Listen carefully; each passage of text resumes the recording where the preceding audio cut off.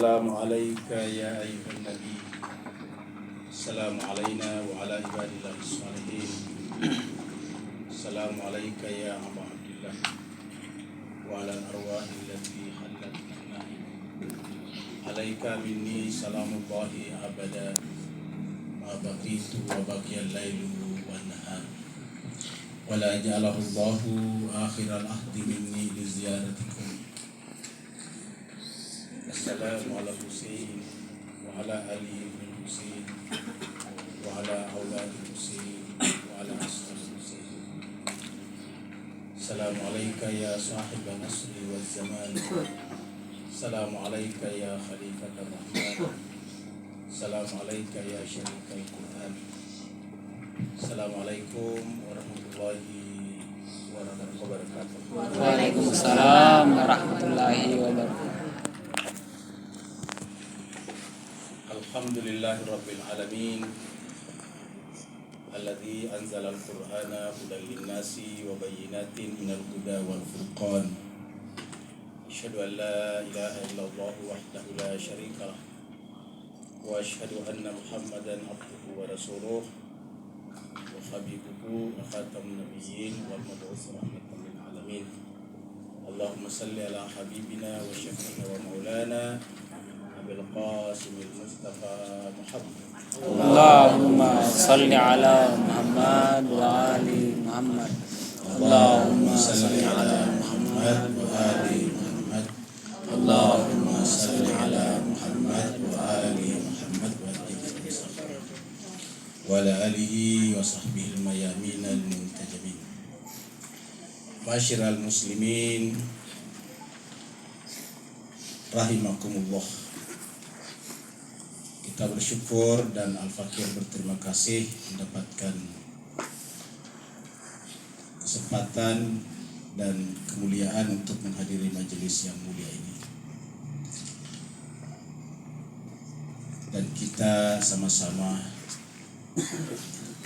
menjadikan pertemuan kita ini sebagai wasilah untuk mendekatkan diri kepada Allah Subhanahu wa taala, untuk menyerap nilai-nilai rohania dari para maksumin, karena kita manusia teramat sangat lemah dan kita butuh serapan-serapan seperti itu.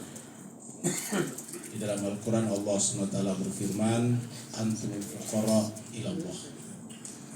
Berkaitan kita dengan Allah SWT, kita ini adalah fakir.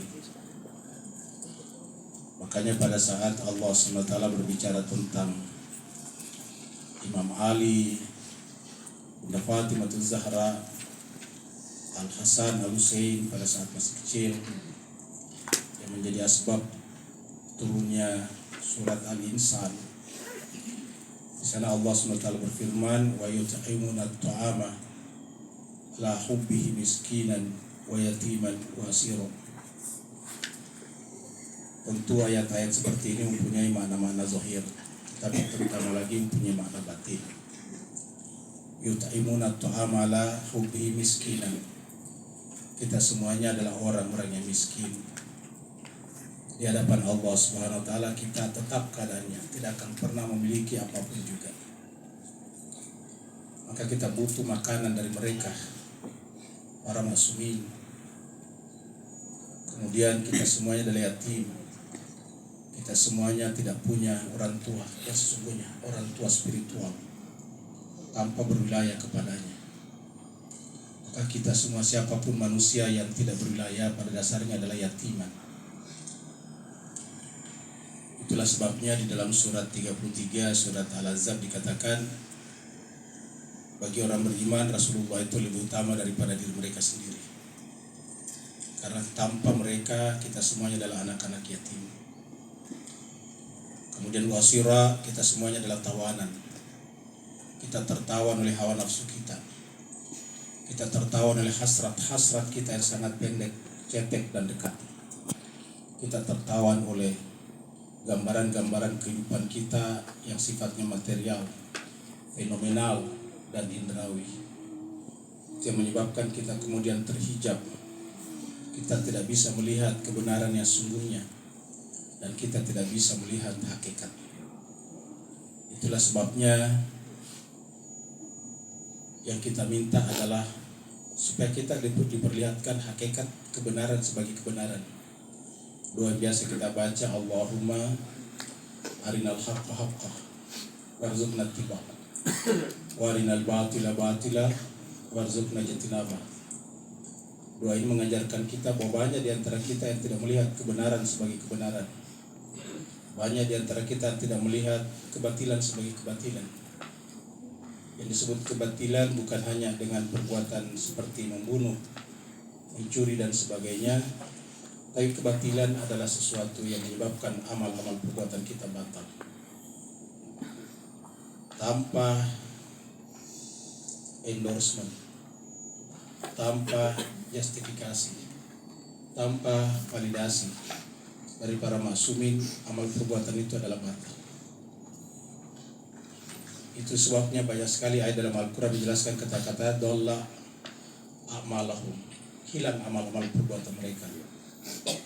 Banyak orang pada saat itu yang tidak diterima amalnya karena tidak ada justifikatornya, tidak ada validatornya, tidak ada endorsementnya.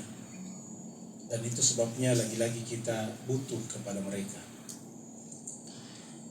Tadi kita telah membaca doa, dan doa itu menunjukkan kepada kita adalah dialog kita kepada Allah. Jadi antara kita dengan Tuhan itu harus dua arah. Ketika Tuhan berbicara kepada kita, itulah Al-Quran. Baik Al-Quran yang diam, as-samit, ataupun Al-Quran yang berbicara, an-natiq. Ada Al-Quran yang berbicara dan ada Al-Quran yang diam.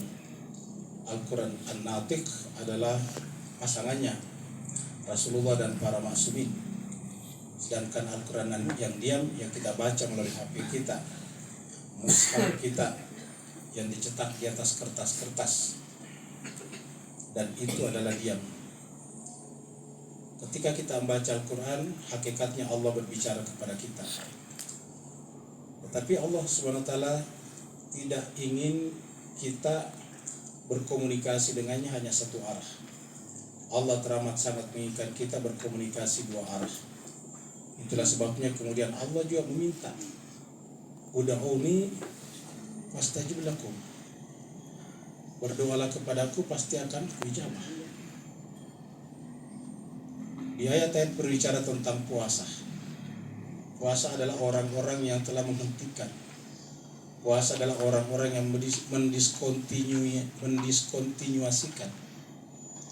Yang kita bicarakan tadi, alam yang cetek, alam indrawi, alam yang fenomenal, alam yang material, alam yang sebetulnya hakikatnya tidak ada.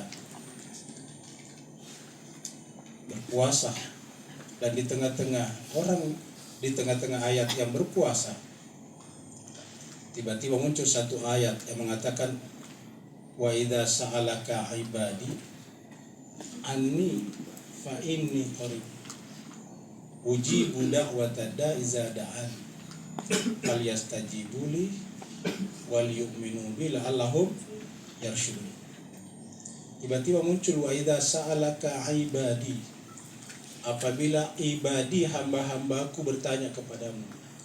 Jadi artinya apa? Ibadi di situ adalah orang-orang yang telah berhasil di dalam kesadarannya terdiskontinuasi hubungannya dengan alam materi yang hakikatnya memang tidak ada ini, lalu kemudian berlanjut kepada kontinuitas hubungannya dengan yang ada yang sungguhnya. Tuhan juga mengatakan dalam Al-Quran bahwa alam fenomenal ini, alam material ini, ya hakikatnya hanyalah permainan dan sedekah. Wa mal hayatud dunya illa lahwun wa la'ibun. Kehidupan dunia ini tiada lain kecuali lahwun wa la'ibun, sendaguro dan permainan saja. Makna sendaguro dan permainan artinya bukan aslinya. Kalau kita bersendaguro kan tidak sesungguhnya. Kalau kita bermain-main juga bukan sesungguhnya. Namanya saja main-main. Jadi ini semuanya bukan sesungguhnya. Itulah sebabnya Allah mengatakan wa daral akhirah lahiyal hayawan. Apa artinya daral akhirah? Tidak bisa dimaknai hanya hari akhirat nanti setelah kita meninggal. Tapi kata-kata daral akhirah Itu tempat yang terakhir, yang di akhir. Yang di akhir itu dibalik, beyond daripada kehidupan dunia ini adalah dia. Karena semuanya hanyalah merupakan fenomena, berarti kan nomenanya adalah dia. Karena ini semuanya hanyalah bayangan, kan berarti aslinya adalah dia. Dan itulah ad-daral akhirah. Ad-daral akhirah wahiyal hayawan. Nah, Allah menjelaskan bahwa orang-orang yang sampai di tempat itu, di posisi itu, apabila bertanya kepadamu tentang aku Muhammad, wa idza sa'alaka ibadi anni, dalam kaidah bahasa atau dalam kaidah tafsir, kalau kita baca Al-Quran, setiap ada kata-kata sa'alaka atau yas'alunaka, itu pasti ada kata-kata kul. Yas'alunaka anil anfari kul, yas'alunaka anil mahidi kul. Tetapi di dalam ayat ini tidak ada kata kulnya. Wa idza sa'alaka ibadi anni fa inni qarib. Harusnya kan dikatakan faqul inni qarib. Tetapi tidak ada kata qul. Kata para ahli tafsir kita mengatakan itu menunjukkan pada orang yang seperti ini tidak ada lagi jarak, tidak ada lagi gap, tidak ada lagi kesenjangan. Itu sebabnya kemudian dikatakan fa inni qarib. Ini yang disebutkan di dalam surat Al-Fajr dalam kata-kata yang sangat terkenal, yang paling sering dikutip oleh para ahli tasawuf dan tarekat, yang berbunyi ya ayyatuhan nafsul mutmainnah irji'i ila rabbiki radiyatan mardiyah fadkhuli fi ibadi. Iya, baru wadkhuli jannati. Jadi kita tidak bisa masuk langsung ke dalam surga kalau kita tidak bergabung dengan ibadi dulu. Ya, tidak bisa. Ayat ini kan menjelaskan kepada kita pentingnya namanya wasilah. Jadi kalau ada yang mengatakan kita langsung kepada Allah, ayat ini mengatakan tidak, harus melalui ibadi dulu. Ya, pada khuli fi ibadi dulu, baru ada khuli jannati. Ini ayatnya.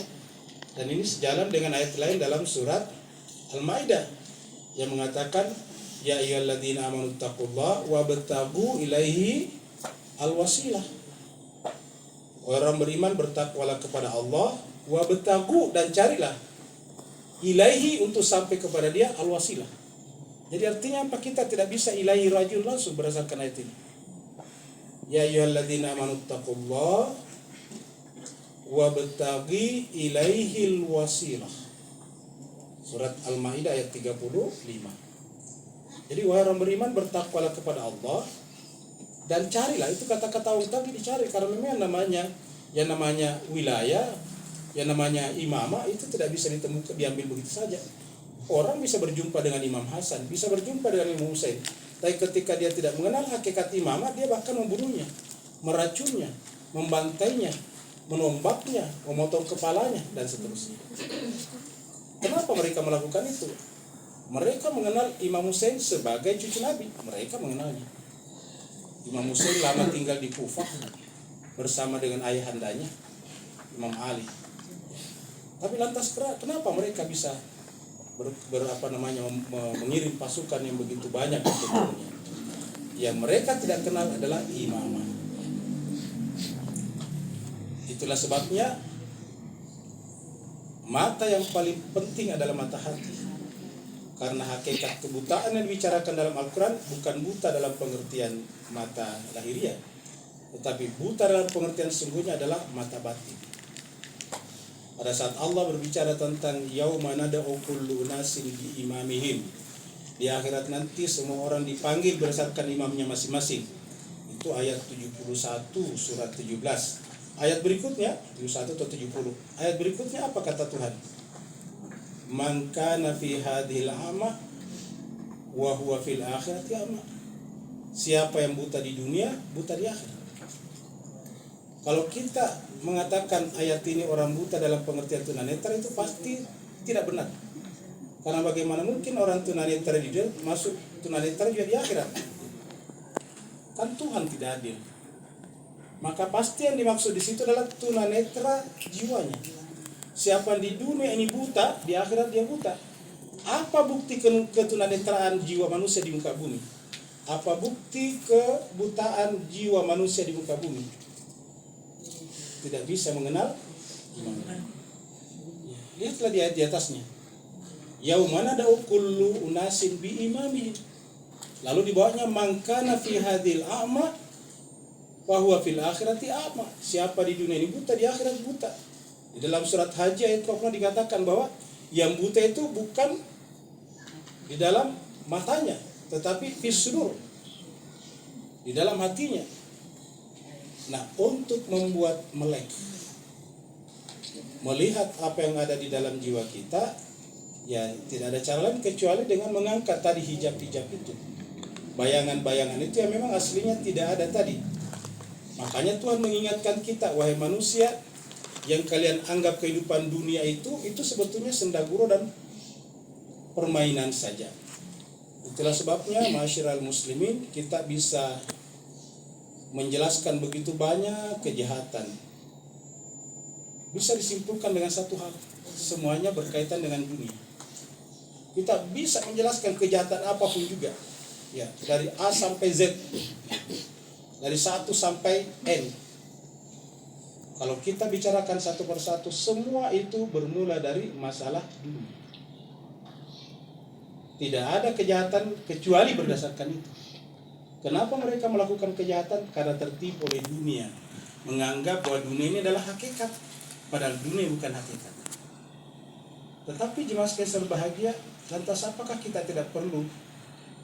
Apakah kita tidak perlu dunia? Jawabannya perlu, tetapi pada penilaian yang benar. Jadi dalam Al-Quran sebetulnya bukan sesuatu itu salah atau tidak, tetapi salah tidaknya itu adalah penilaian, proporsionalisasi namanya. Menempatkan sesuatu tidak pada tempatnya. Kalau kita menilai anak SD sebagai anak SD itu tidak salah. Tapi kalau kita menilai anak SD sama dengan S1 pasti salah. Jadi kalau kita menilai anak TK sebagai TK itu benar. Ya. Menilai bayi sebagai bayi benar. Jadi dalam kaitannya dengan alam materi sebetulnya dibutuhkan, tetapi selama penilaian kita kepadanya itu benar. Makanya ketika Allah mengatakan wa mal hayatud dunya illa lahun wa laibun, Allah ingin menjelaskan kepada kita bahwa jangan salah persepsi terhadap kehidupan ini. Perlakukanlah kehidupan dunia ini seperti permainan. Artinya apa? Bukan aslinya. Sendaguro bukan aslinya. Aslinya nanti di akhirat. Yaitu di mana di akhirat? Yaitu ketika kita sampai, ketika kita usul, ketika kita liqa dengan Allah Subhanahu wa taala. Dan untuk sampai ke sana ya tidak bisa tidak, kita butuh tadi wasilah, kita butuh tangga. Itulah sebabnya saya dikatakan laqad kana lakum fi rasulillahi uswatun hasanah liman kana yarjullaha wal yaumal akhir. Kan jelas sekali. Jadi selama ini kita tidak hanya butuh daripada Nabi cara berpakaiannya, cara makannya, kan itu saja. Bahwa itu juga tidak ada masalah, iya. Tetapi terutama bukan untuk itu, berdasarkan surat 33 ayat 21 tadi, berdasarkan surat Al-Ahzab 21.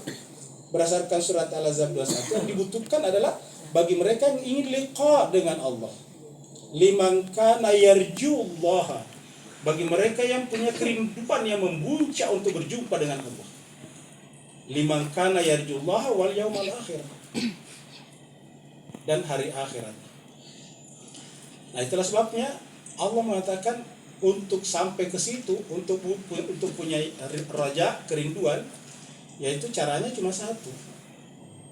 Di antaranya adalah cara di antara satu, tapi yang satu itu caranya di antaranya adalah berdoa tadi. Akhirnya tadi kata-kata uda'uni fastajib lakum. Berdoalah kepadaku pasti akan kuijabah. Artinya kita harus memanggil Allah, baru kemudian Allah hadir pada diri kita. Kata Allah hadir pada diri kita bukan berarti Allah tadinya jauh. Ingat, Allah itu kan tidak punya jarak dengan kita tadi. Wa idza sa'alaka ibadi anni fa inni qarib.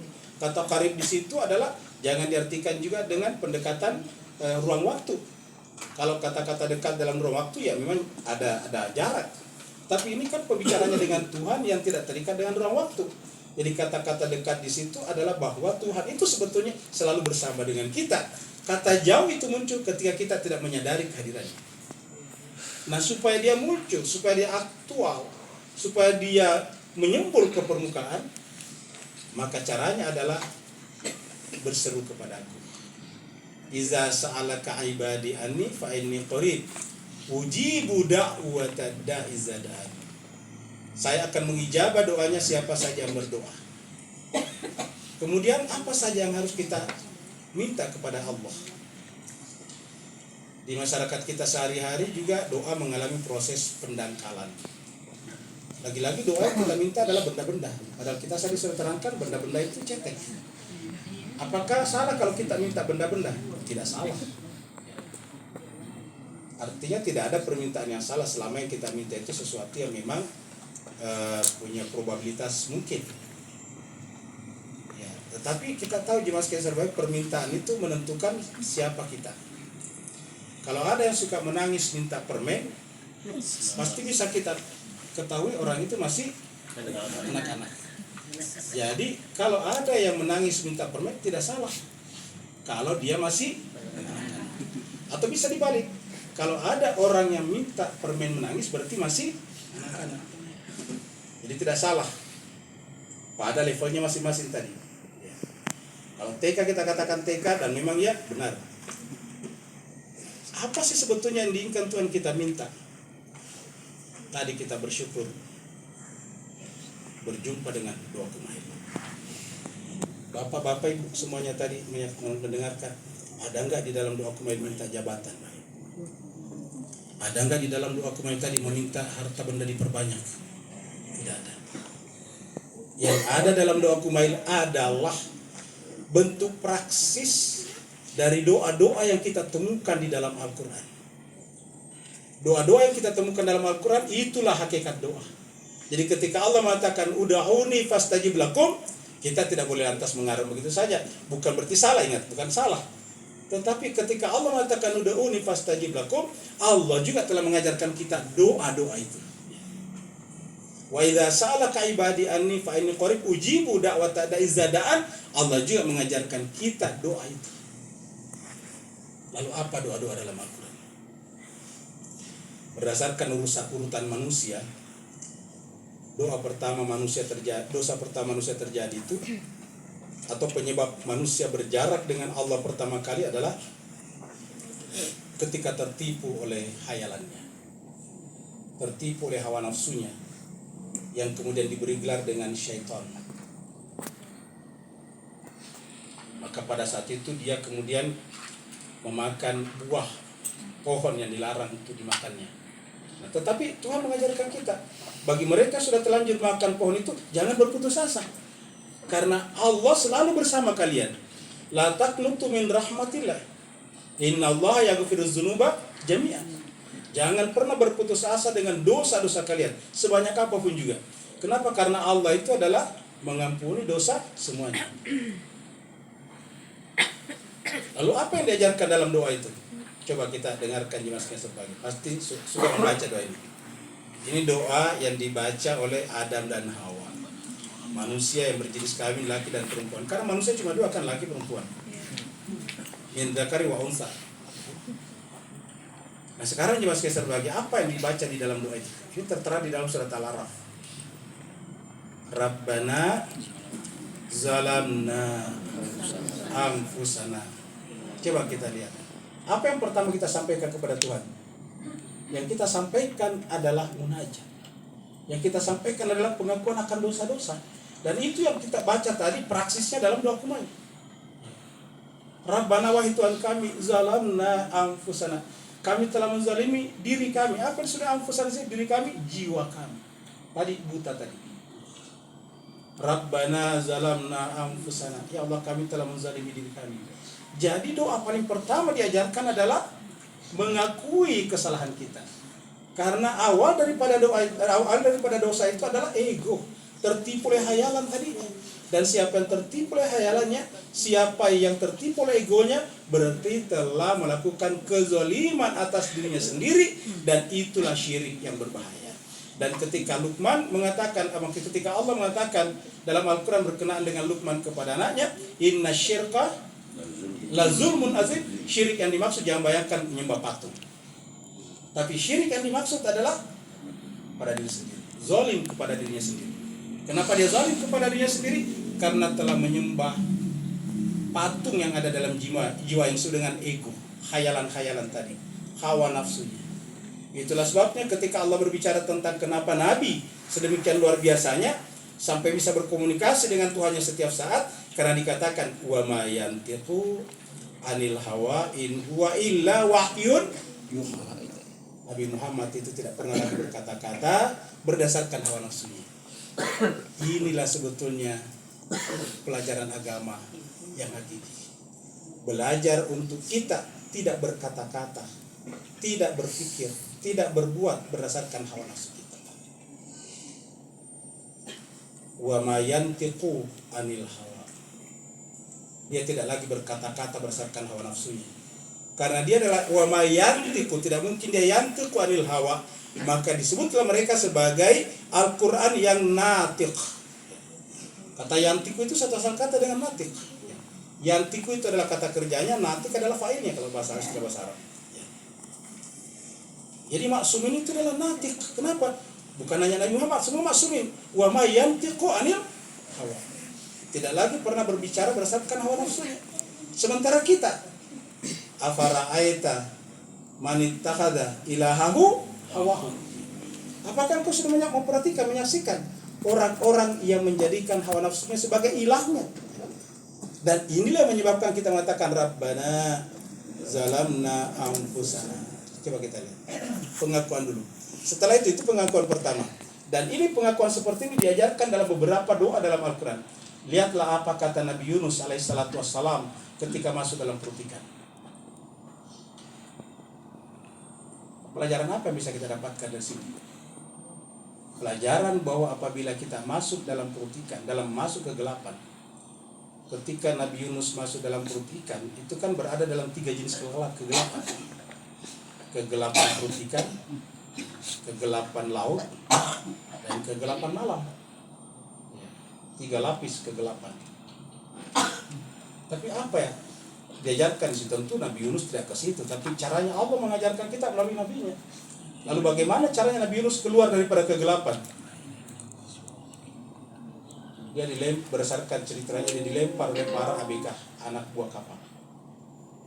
Apakah Nabi Yunus ketika dilempar masuk ke dalam perut ikan tiba-tiba mensumpah serapahi anak buah kapal?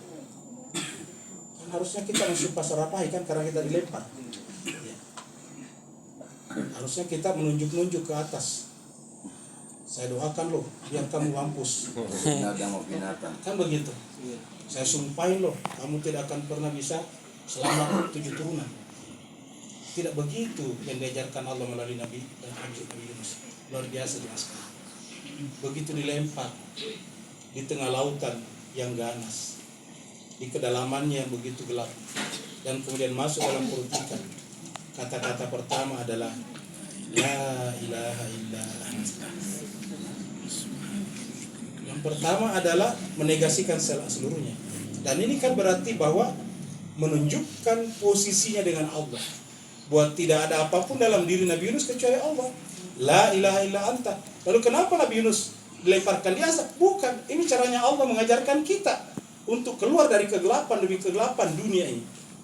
La ilaha illa anta subhanaka inni kuntu minaz zalimin. Sama kan tadi.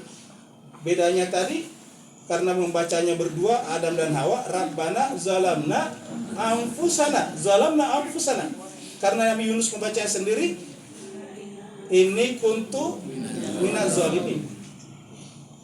Saya Tuhan zalim. Coba. Jadi artinya apa? Untuk keluar daripada jebakan-jebakan fenomenal dunia ini, satu, pertama sekali kita mengakui diri kita. Antumul fuqara ila Allah. Dan kita tadi membacakan dokumen dari awal sampai akhir semuanya itu jelas sekali. Tidak ada satupun kata-kata tadi yang keluar dari itu. Kan ini harusnya mengajarkan kita betapa kita tertipu oleh diri kita sendiri. Tertipu oleh hawa nafsu kita sendiri. Dan kita tidak bisa keluar kalau kita tidak keluar dari diri kita sendiri. Pengakuan pertama, ini yang paling pertama. Itulah sebabnya jemaah sekalian, penyakit terbesar kita manusia ini kan karena kita selalu melihat keluar. Kesalahan orang lain. Dosa-dosa orang lain selalu kita lihat. Jarang kita melihat diri kita jemaah sekalian. Apa sebabnya kira-kira? Karena kita belum mampu melangkah melebihi panca indera kita. Panca indera kita itu, lihatlah panca indera kita. Panca kan 5. Indera kita semuanya menghadap keluar. Ya. Mata menghadap keluar, yang dilihat orang, benda-benda. Kuping kita di luar. Coba kita lihat. Kalau kita berbicara juga keluar. Kalau kita merasakan ini suhu kan di luar. Kulit kan juga indera. Mencium sesuatu di luar. Nah, karena kita sudah terbiasa dengan ini, maka kemudian persepsi yang mengisi pikiran kita juga dari luar. Nah, makanya Al-Quran datang, para maksum datang mengingatkan kita. Dalam Al-Quran tadi dikatakan wa mal hayatud dunya illa lahun wa laibun. Ini adalah mata'ul ghurur, kata Tuhan. Ini adalah kenikmatan yang menipu. Nah, ketika ini ada pada diri kita, maka kita harus mencari beyond, melampaui, over daripada itu semuanya. Kita tidak boleh berhenti di situ karena ternyata itu bukan asli. Nah, kalau kita melampaui itu kemana? Kalau keluar ya tetap keluar. Ya namanya melampaui masuk ke dalam diri kita. Kita harusnya masuk ke dalam diri kita, memperhatikan diri kita. Ketika kita sudah sibuk dengan diri kita, maka berhentilah kesibukan kita mencari kekurangan orang lain. Ketika kita sibuk dengan diri kita, maka berhentilah kesibukan kita menggibah orang lain. Ketika kita sibuk dalam diri kita, berhentilah kita sibuk mengejudge, menghukumi orang lain. Berhentilah kita mengatakan saya lebih baik dari Anda. Karena begitu kita masuk dalam diri kita dan tidak lagi kepada orang lain, maka berhentilah komparasi. Bukankah penyebab iblis itu dikutuk adalah ketika melakukan komparasi? Ingat, dosanya iblis bukan ketika tidak sujud kepada Adam, tetapi ketika menjawab. Ketika Allah bertanya, wahai iblis, mana akah Allah tasjuda iz amartuk. Wahai iblis, apa yang menyebabkan kamu tidak sujud kepada Adam ketika aku perintahkan? Jawabannya inilah yang menyebabkan dia diturunkan. Qala, iblis menjawab, ana khairun minhu. Ini kan dalam bahasa Arab kan ini namanya tafdil. Ini adalah komparasi. Kalau bahasa Inggris ini adalah comparative degree. Selalu kita membandingkan diri kita dengan orang lain. Ya, ketika kita membandingkan jiwa kita, diri kita dengan orang lain, maka selalu pasti kita akan merasa lebih daripada orang lain. Apapun. Dan itu yang menyebabkan kita tidak pernah bisa selesai dengan diri kita sendiri. Maka ketika kita berhenti keluar dan masuk ke dalam, maka kemudian yang kita lakukan adalah Rabbana zalamna anfusana wa illam taghfir lana wa tarhamna lanakunanna minal khasirin. Coba, ya Allah, kami telah menzalimi diri kami. Fa illam taghfir lana, coba kita lihat. Kalau bukan karena ampunan-Mu Tuhan, wa tarhamna, kalau bukan karena kasih sayang-Mu Tuhan, lanakunanna minal khasirin, kami pasti akan masuk ke dalam golongan orang-orang yang rugi di dunia.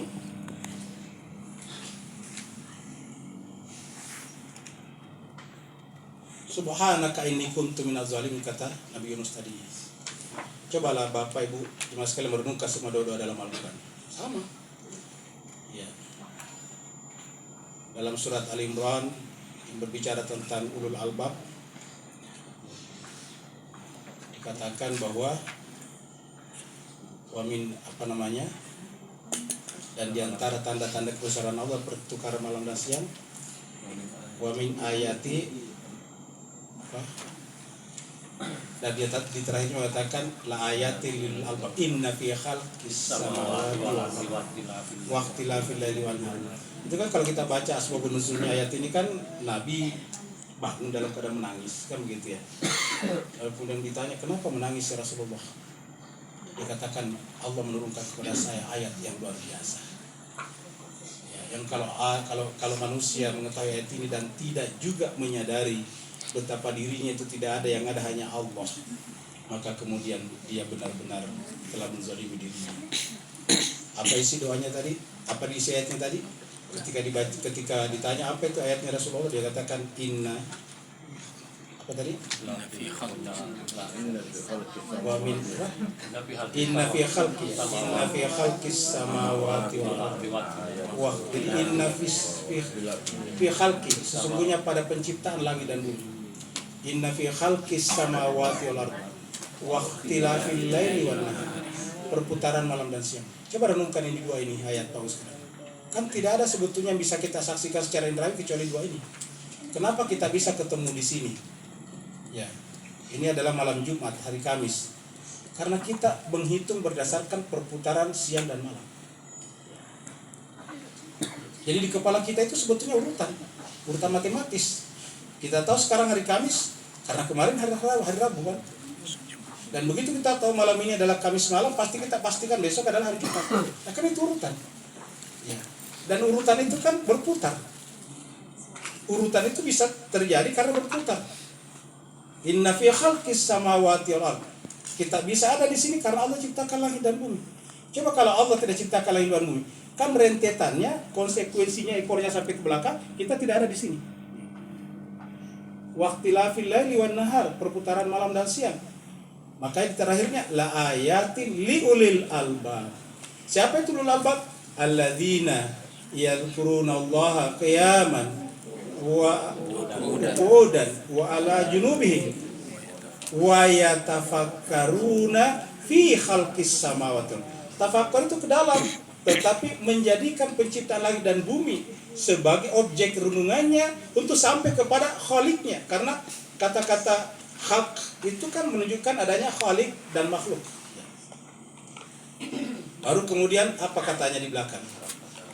Rabbana ma khalaqta hadza batila subhanaka faqina. Yang diminta apa Pak Ustaz? Tidak ada situ minta mobil kan? Kalau ada minta mobil ya tidak apa-apa, tetapi di belakangnya situ diajarkan dalam Al-Quran. Karena kalau Bapak Ibu minta mobil, menurut saya ya rugi berdoa. Bukan salah ya, tetapi rugi berdoa. Kenapa? Ya banyak orang punya mobil tidak berdoa juga. Orang-orang di Cina pasti tidak berdoa kan? Bukan hanya punya mobil, tapi sekarang sejak Juni kemarin telah menjadi pengirim mobil terbanyak di dunia melampaui Jepang sejak bulan Juni. Padahal tidak pernah berdoa. Jadi bukan berarti salah, menurut saya rugi. Karena dunia itu tanpa doa juga kita dapat. Caranya gimana? Kerja keras saja. Dunia itu cukup memenuhi asbab lahirnya akan datang. Cobalah rajin berdoa, Rabbana hablana min zurriyati Rabbana hablana ya. Atau kita minta anak, bisa Rabbana hablana minas salihin. Kalau doanya Nabi Ibrahim kan, doanya Nabi Zakaria, Rabbi habli min ladunka zurriyatan thayyibatan. Ya Allah, karuniakanlah kepada saya zurriyatan thayyibatan, keturunan yang suci. Rabbi habli minas salihin, ya Allah karuniakan kepada saya anak yang saleh, kata Nabi Ibrahim. Tapi coba kalau tidak menikah, coba bisa nggak? Baca doa ini 40.000 kali satu hari. Tapi tidak ada nih istrinya, tidak ada suaminya. Kira-kira bisa nggak punya anak? Kan sederhana sebetulnya masalah ini. Sederhana sekali. Maka saya katakan tadi rugi sebetulnya kalau kita berdoa tentang itu. Berdasarkan ayat Al-Quran, Rabbana ma khalaqta hadza batilan subhanaka ya Allah, suci Engkau ya Allah. Faqina adzabannar, jauhkanlah kami dari azab api neraka. Kenapa? Rabbana innaka man tudkhilin nar faqad azaita wa ma lizzalimina min sar. Ya Allah, karena siapa saja yang kamu masukkan ke dalam neraka, sungguh kamu telah menghinakan orang itu dan tidak akan ada lagi penolong baginya. Rabbana innana sami'na munadiyan yunadi lil iman an aminu birabbikum fa amanna rabbana faghfir lana dzunubana wa kaffir anna sayyi'atina wa tawaffana. Siapa itu al-abrar? Orang maksum. Semua ayat-ayat al-abrar dalam Al-Quran asbab nusulnya adalah Imam Ali dan Bunda Fatimah. Seperti tadi yang kita bicarakan, wa yut'imuna at'ama ala hubbi miskin wa yatim wa yasir, itu adalah surat Al-Insan. Itu dimulai dengan innal abrara yashrabuna min ka'sin kana mizajuha kafura. Itu al-abrar. Dan kita diminta apa? Tawaffana ma'al abrar. Coba kita lihat. Cuma sayangnya permintaan ini tiba-tiba dikalahkan oleh permintaan wafatkanlah kami dalam keadaan husnul khotimah. Ada nggak di Quran kata-kata itu? Ada. Bahwa itu juga bagus ya, tapi tidak ada di Quran itu. Yang ada di Quran adalah wafatkanlah kami bersama. Kenapa? Tidak seperti mereka coba. Kan harusnya kita wafatkanlah kami abraran, kan begitu. Tawaffana abraran, wafatkanlah kami sebagai abrar. Karena kita tidak mungkin menjadi seperti itu. Kita tidak bisa seperti itu Bapak sekalian. Berat. Maka karena kita tidak mampu seperti itu, kita minta apa? Maaf saja. Tawaffana ma'al abrar. Cobalah kita Bapak sekalian analisis doa-doa dalam Al-Quran. Adakah hamba yang paling tinggi nilainya dibanding dengan ibadur rahman? Wa ibadur rahman alladzina yamshuna 'alal ardi haunan wa idza khatabahumul jahiluna qalu salama. Apa doanya? Di doa yang berikutnya 63, 64, 65. Doanya apa? Rabbana srif anna adzaba jahannam. Inna adzabaha kana gharamah. Innaha sa'at mustaqarra wa muqamah. Ini rangkaian dari 63, tapi yang dibaca kita ini biasanya langsung ke bawah. Ya, Rabbana hablana min azwajina. Itu rangkaian dari atas biasanya. Ya, kalau ada pasangan itu enak dibacanya, biasanya begitu. Tiba-tiba loncat kepada ayat pasangan, Rabbana hablana min azwajina. Padahal tidak ada istrinya.